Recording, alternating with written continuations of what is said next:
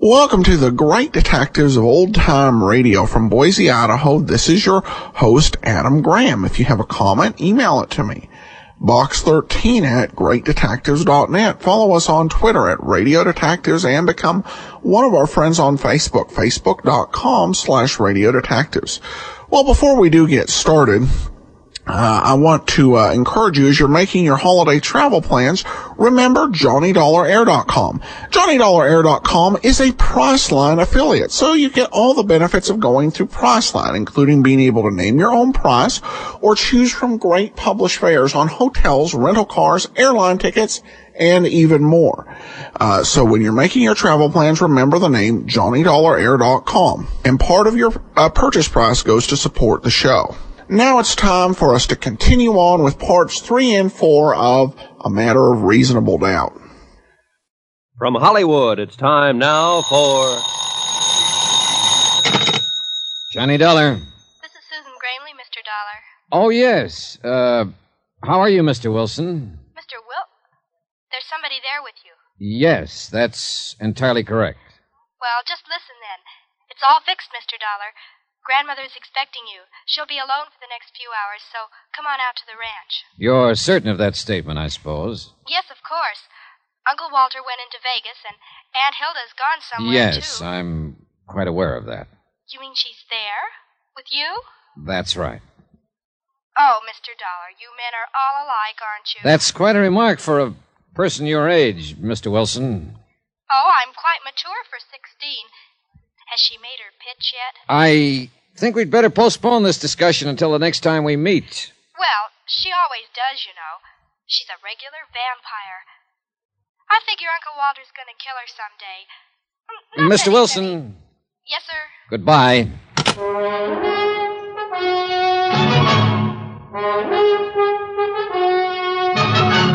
Tonight and every weekday night, Bob Bailey in the transcribed adventures of the man with the action-packed expense account, America's fabulous freelance insurance investigator. Yours truly, Johnny Dollar.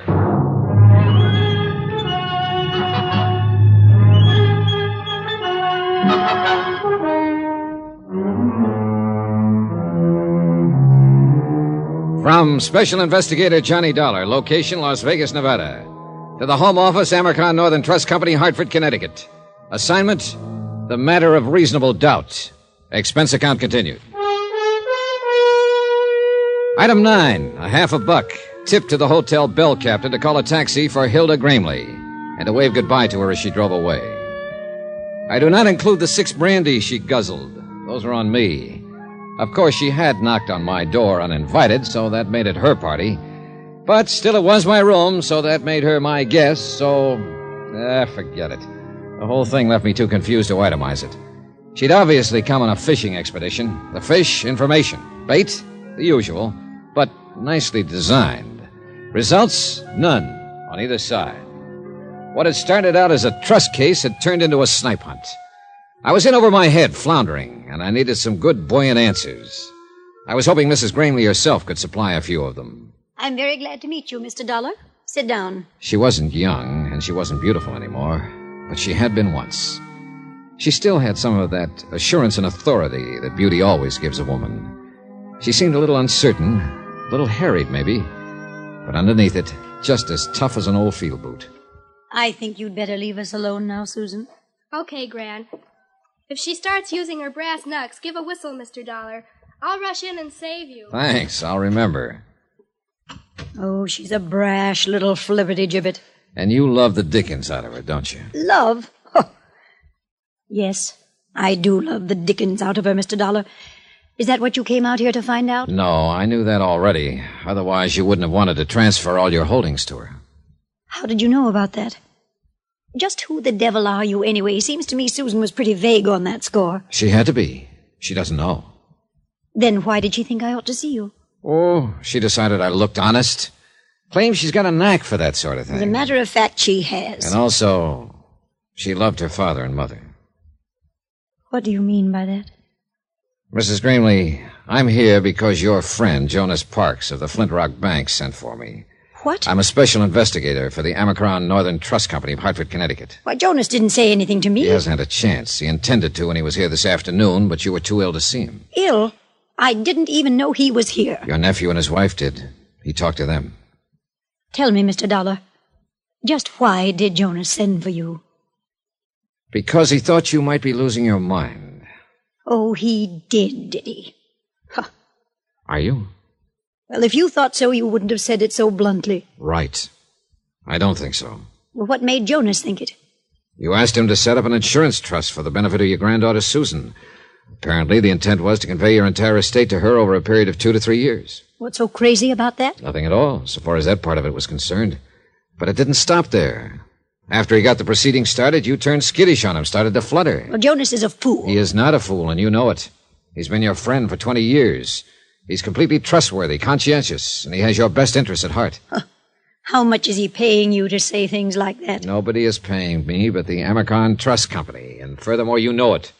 All you're doing is trying to dodge the issue. Young man, I'm not accustomed to being talked to this way. Then you can look at it as a refreshingly novel experience.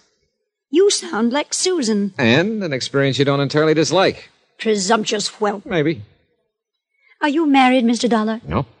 What a pity I'm not 30 years younger. What a pity I'm not 30 years older. Oh, thank you, sir. And now let's stop scratching each other's backs and get to the point. All right. Jonas is a fine man. No doubt he did have reason to get upset. These past months have been... Well, I suppose I haven't seemed like myself at all. Why is that? Oh, you're like a bulldog with a bone, Mr. Dollar. Careful how you talk about your might-have-been lover. What has been wrong these past months?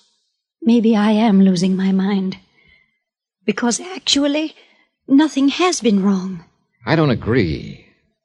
I think something is wrong right now. Then why don't you tell me about it? All right, I will. Apparently I'll have to if we ever expect to get anywhere. All right, some months ago you stopped going into town, stopped having visitors. Then you decided to get rid of your estate, turn it over to Susan. When your nephew, Walter, heard about it, he implied to Jonas Parks that you were losing your mind. Then you yourself started to back down on the idea. Why? Was Walter putting pressure on you? Not exactly. What were you scared of, Mrs. Gramley? It's got something to do with Walter and Hilda, right? Sit down.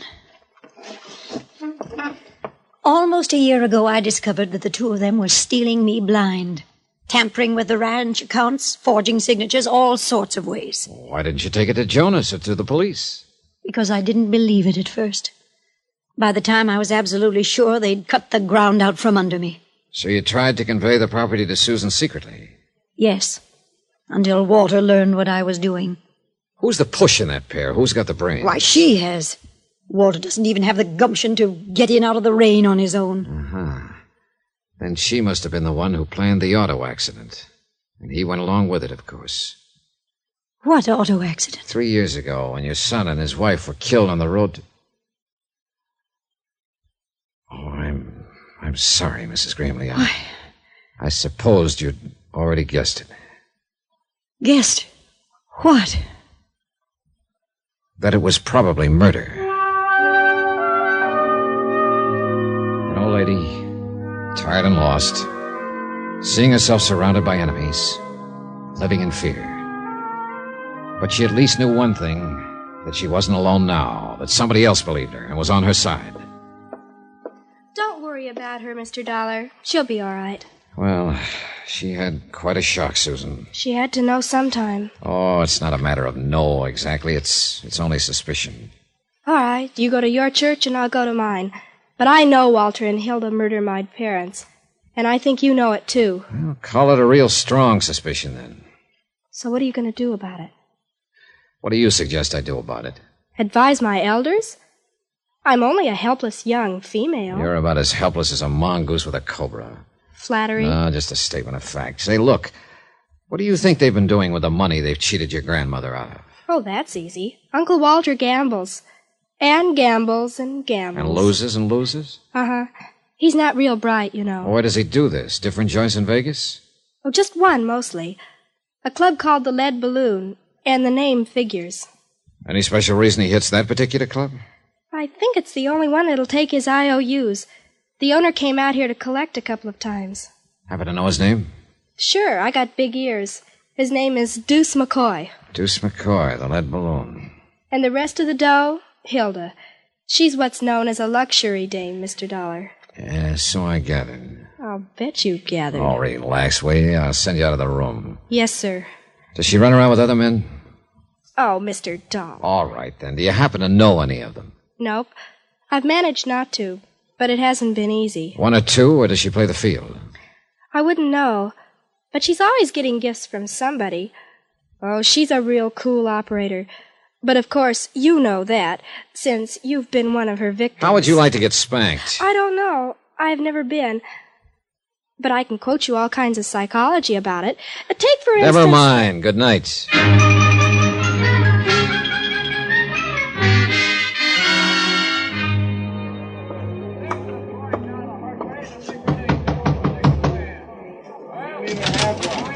Yeah? Your name McCoy? Deuce McCoy? Yeah, that's right. Johnny Dollar. I'd like to talk to you about a mutual acquaintance. What mutual acquaintance? Walter Grimley. He's across the room there at the moment, bucking one of your crap tables. Come on in, darling. Thanks. All right, now, what about Gramley? How much is he into you? Nobody gets into me. You've been taking his IOUs, haven't you? He buys them off. Holding any now? Look, what's the pitch, huh? What racket are you in? Insurance. What's that got to do with Gramley? I don't think he's a very good risk. Mm-hmm. Meaning? He's probably going to be doing time for embezzlement before long. So why are you telling me about this? Well, I thought you might be interested, since you've been taking his IOUs. Oh, you're big-hearted, is that it? You're just being neighborly? You might put it that way. Yeah, and I might not. Now, what is your angle? Is Gramley a personal friend of yours? No more than any other sucker out there at the table. Then you wouldn't know where he gets the money he loses. Well, that I never ask. And I don't suppose you'd know his wife. Oh, he's married, is he? Her name is Hilda. She likes gifts and brandy and money and excitement. Then I hope she manages to find him. Whoever she is. Oh, she does, one way or another. We all got our problems, darling. Yeah, but some of us more than the others, right, McCoy? You through speaking your piece now, huh? Not another word to say. Well, then I don't want to rush you, but... Hey, that's a nice cigarette case. Platinum, isn't it? I wouldn't know. It's not yours? Somebody left it at the table. Somebody, huh? Then you don't know who it belongs to. If I did, I'd give it back. Then I'll save you some trouble, Mr. McCoy. I do know who it belongs to. What makes you think so? Because I saw it earlier today. It belongs to Hilda Gramley.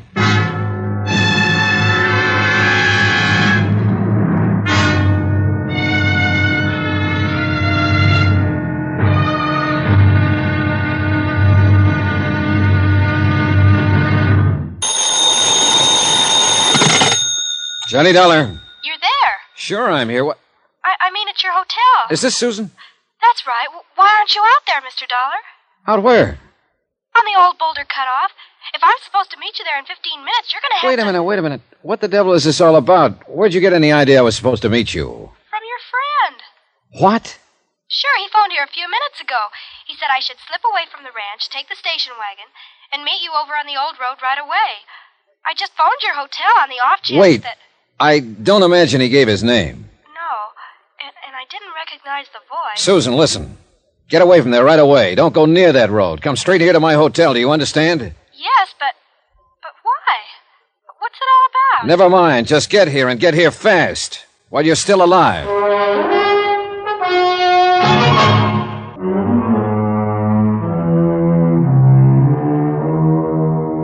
From Special Investigator Johnny Dollar, location Las Vegas, Nevada, to the Home Office, Amercon Northern Trust Company, Hartford, Connecticut. Assignment, The Matter of Reasonable Doubt.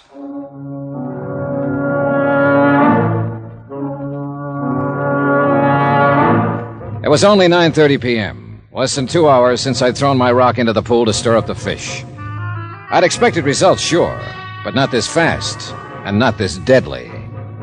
I'd picked a gambling casino owner named Deuce McCoy as my broadcaster, and I'd let him know who I was, why I was here, and what I was going to do. Apparently, the news had gone out fast. But I couldn't figure this move. Even with young Susan out of the way, they still couldn't get their hands on her grandmother's estate. It didn't make sense. At least, not right then. One thing, though, that I was sure of. If Susan Gramley had driven out that deserted road alone, she'd have never come back. Not alive. Who is it? It's me, Mr. Dollar. All right, just a second. Well, come on in, Susan. Thanks. I guess it's I, though. I mean to be correct. I don't care whether it's I or me, just as long as it's you. Say that again? Oh, skip it. You have any trouble? I missed the green light at Fremont and 5th. Anybody follow you from the ranch? Nope. Who was there when you left? All of them. Uncle Walter and Hilda had just come in. Together. Can you beat it? Well, then it wouldn't have been Walter who phoned you. Oh, not him. He's got a kind of a sneaky undertone. I'd have recognized him right away. And you didn't recognize the voice on the phone? No. He didn't say much, just that he was a friend of yours, and you wanted me to meet you right away, so I said okay, and he hung up. I see. Well, maybe you do, but I don't. Oh, what did you mean when you said, get here while you're still alive? I wish I knew. Look, Susan, that phone call wasn't just a practical joke. Then you do know. I know somebody was trying to get you out on that desert alone tonight, and they weren't trying it just for laughs. You mean they... I mean the luckiest thing you ever did was to pick up that phone and call this hotel. But why, Mr. Dollar? Why would anybody want... That's what I don't know. I don't see what they'd hope to gain by it. They know the trust hasn't been set up yet. Your grandmother's still in control of the property, not you. Look, excuse my ignorance, but I don't think I know what you're talking about. Well, maybe it's time you did, since you seem to be right in the middle of it now. Look, your grandmother decided to set up an insurance trust and convey all her holdings over to you. To me? Gran was going to do that. Jonas Parks at the Flint Rock Bank started proceedings, then got cold feet. He got the idea there was something screwy behind the whole thing. So he wired Hartford, and the trust company sent me out here to investigate. But Gran never said a word. She didn't even mention it. She was scared to death. Afraid Walter and Hilda would find out and block her off, have her declared incompetent, get control of the estate, and leave you clear out in the cold. She thinks a lot of you, Susan.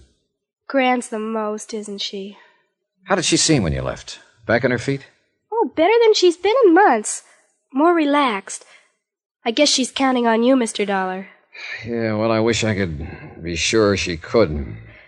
Look, that phone call I got, if Uncle Walter and Hilda weren't behind it, then who was? Oh, I don't know.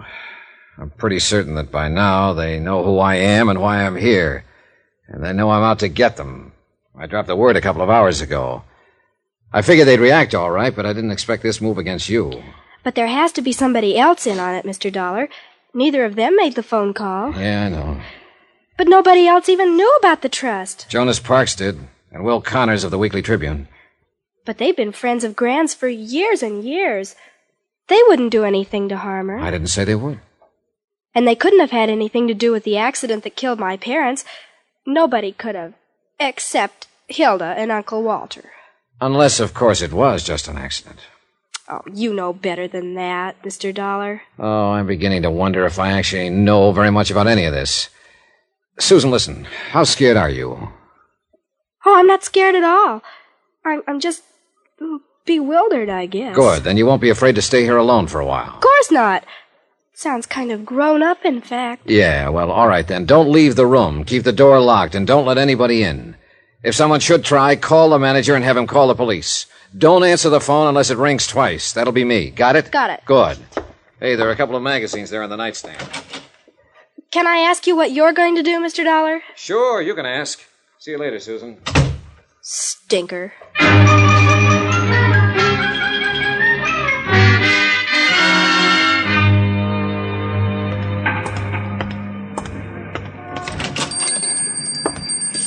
Evening, young fella. I kind of hoping you'd drop around. Wasn't sure I'd find you here, Mr. Connors, this time of night. Oh, The paper comes out tomorrow, Mr. Dollar. Oh, sorry, I didn't know. I always stay around late the night before press day, just in case a big story breaks. Sure. Got to be here, to break down the front page and remake the galley and all. Them's technical terms, of course. Oh, I see. Yeah, I was kind of hoping you might have a story for me by now. Maybe that scoop we was talking about? Nope, not yet. Well, I can hold the press until 9:30 a.m. in the morning, but that's the last doggone final 0 hour. And a minute later, come calamity, cataclysm, or high water, the Tribune has got to roll. Yeah, sure. Well, maybe you'll have your scoop before 9:30, Mr. Connors. You mean you're working on a clue? Check. Hot dog. Yep, you said it. You getting close to the denouement? To the what? Denouement. Yeah, that's a technical word. That's when the detective always pounces. Oh, yeah. Well, I'm not about to pounce at the moment, Mr. Connors. Yeah, well, keep your voice down, son. Why? There's nobody else here. You never know on this kind of a case. Well, let's take a chance. All right. I'm game if you are. Good. I've got a couple of questions I'd like to ask you. Shoot, son. You know anything about a gambler named Deuce McCoy? Owns the Lead Balloon Casino over across town? Well, I know who he is, all right. He don't own it, though. He just runs it for a syndicate. Works on a salary, you mean? Salary and percentage, I reckon. He ain't getting rich on it, though. Not the way he lets it get away from him. On what? Just 2 words, son. Women. Hilda Gramley wouldn't be one of them, would she? Well, it's a new one on me if she is. Of course, you live and learn. Yeah, you sure do. Yeah, and be right cozy if something like that was going on. Her husband spends half his time in McCoy's place. Yeah, I know. You figure Deuce McCoy's tied in on this Gramley thing? I don't know. You want to do me a favor, Mr. Connors? Well, just sing it out, young fella, with the scoop. Well, listen, young Susan Gramley is in my room over at the hotel. You don't say so. Well, but Never mind, it's a long story. I hate to have her there alone. So how about going over and babysitting for a while? Sure, I'd be glad to. All right, I'll phone her first so she won't lay you out with an ashtray. And I'll keep in touch with you. If there's a story, you'll get it. Meanwhile, clam up. Right. I'll see you later. Yeah, do you pack a gun, Mr. Dollar? Sometimes. Why? Deuce McCoy does, too. All the time.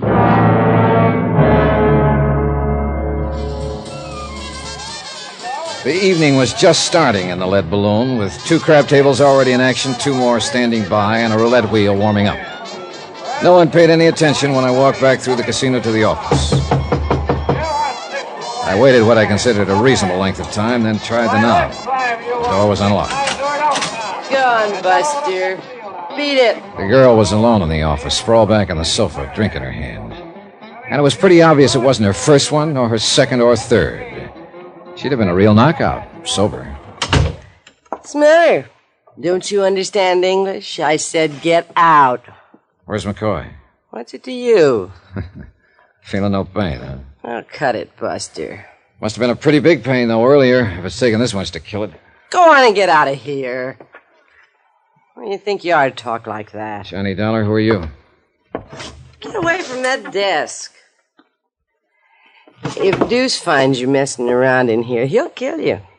Even if I told him I was a close friend of yours? You rat. I'll call one of the boys and get you thrown out of here. Oh, I wouldn't. Might make an awful scandal. And I don't think Deuce would want that. Not right at present.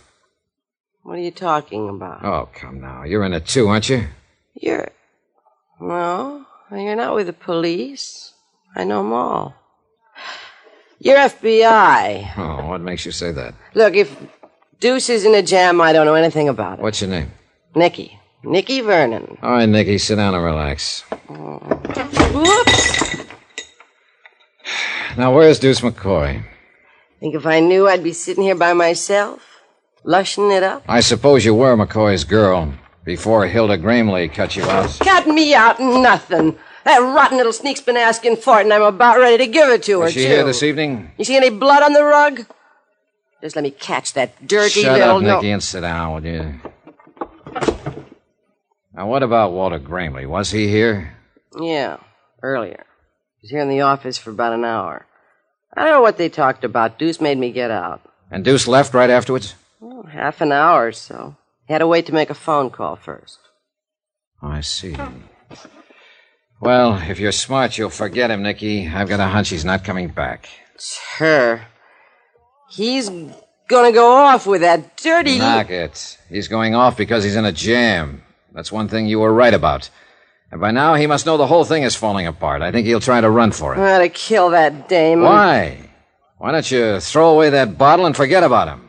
He's no good, Nicky. You know that, don't you? Sure, I know it. Then why are you beating your heart out over him?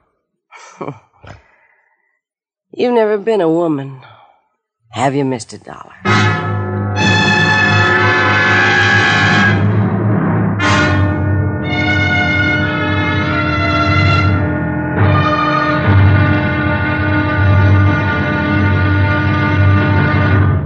Now, here's our star to tell you about the final intriguing episode of this week's story. Tomorrow, I tag the pitch too late, and a runner gets home. The score?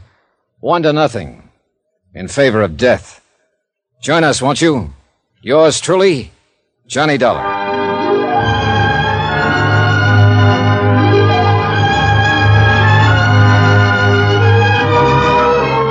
Yours truly, Johnny Dollar, starring Bob Bailey, is transcribed in Hollywood. Written by Les Crutchfield, it is produced and directed by Jack Johnstone. Be sure to join us tomorrow night, same time and station, for the next exciting episode of Yours truly, Johnny Dollar. Roy Rowan speaking.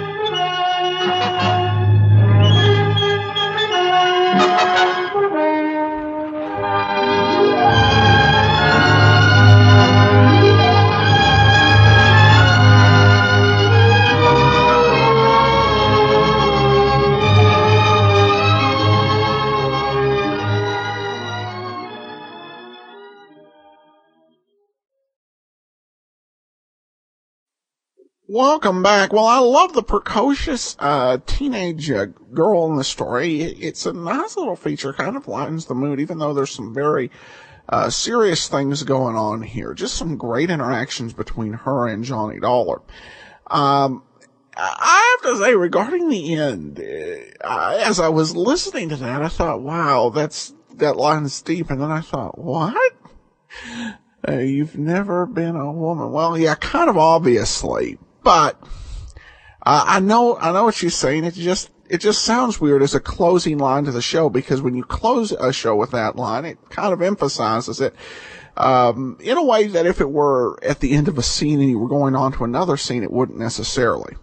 Well, that said, let's go ahead and get on to listener comments and feedback. And we begin with Tim, who says, another story set in New England. The sheriff's accent is a modified Parker Finley. Ah, yup. Ah, yup, like Barry Craig's elevator operator. These California radio actors all sounded the same when playing a Southerner, a Yankee, a Texan, a Brooklynite. There was no subtle shading between Charlottesville, Virginia, Charleston, South Carolina, or Montgomery, Alabama. They played stock characters and used standardized voices for the most part. Radio was a mass medium going out to the whole country. Distinctive regional accents would be confusing. Well, in defense of the program here, both Barry Craig's elevator operator and this town and the sheriff are all come from Vermont. Well, I know there's some variation with some states, bigger states like Ohio. How much variation did you have in accent in 1950s Vermont? So anyway, back to Tim's note. Then Johnny meets Martin Peavy.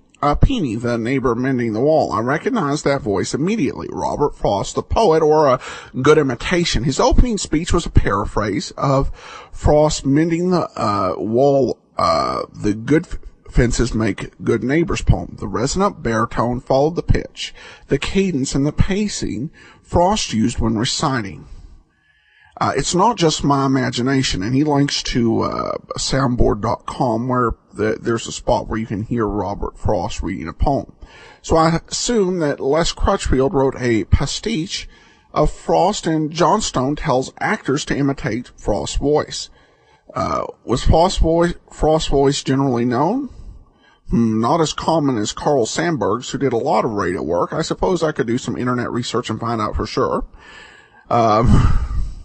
He did go ahead and Google some dates and found that the first phonograph recording for Caveman came out in 1956. This episode is from July 1956. It would have been just out, fresh in the minds of yours truly, Johnny Dollars, writers and producers. I can see Johnstone playing his brand new Frost LP over and over for the actor until he got the accent down perfectly. I think that's actually quite plausible, and it would make sense because they're doing this particular story in New England. And that's why I like the listeners we have, because that's not a connection I would have ever found. So thanks so much for that, Tim. Then we have another listener comment. This one from Mike, who says, I really enjoy your podcast, especially since you started doing the Bob Bailey serial Johnny Dollar episodes. I'll just have a couple of comments. I had trouble recognizing one of the episodes. I've heard them all already because you apparently misspelled the word Quay as K for the Quay Bono matter. No big deal, but it was a bit confusing. Well, thanks so much. On that point, Mike, I will say that I've found various spellings of this. I think 3 or 4 different spellings for how this should be. And I think I just ended up going with the one that made the most sense, but I probably should revisit and re-edit those at some point. So, thanks for pointing that out, and I'll make sure we get the correct one there. He says, as for Shirley Mitchell, I was sad to hear of her passing and grateful that you brought my attention to it. I know her primarily from her appearance on Fibber McGee and Molly, where she played Alice Darling. I found it somewhat fitting that she died on November 11th, as Alice was a character introduced on the show as a wartime factory worker who boards with the McGees. She was a welcome voice on the show, and I'm sure her presence helped many GIs get through the war a little easier. As for the Johnny Dollar appearance, I didn't have the cast list to refer to, but I'm sure her voice as the waitress. She quite possibly could be playing both the letter writing neighbor and is it Millie the waitress. I appreciate the info, and it's great to have the podcast of the Johnny Dollar episodes. Keep up the good work. That's possible, but as I look at the cast list, there's only 2 women listed, the other being Jeanette Nolan, and I think there were only 2 female parts in the whole story. So I think that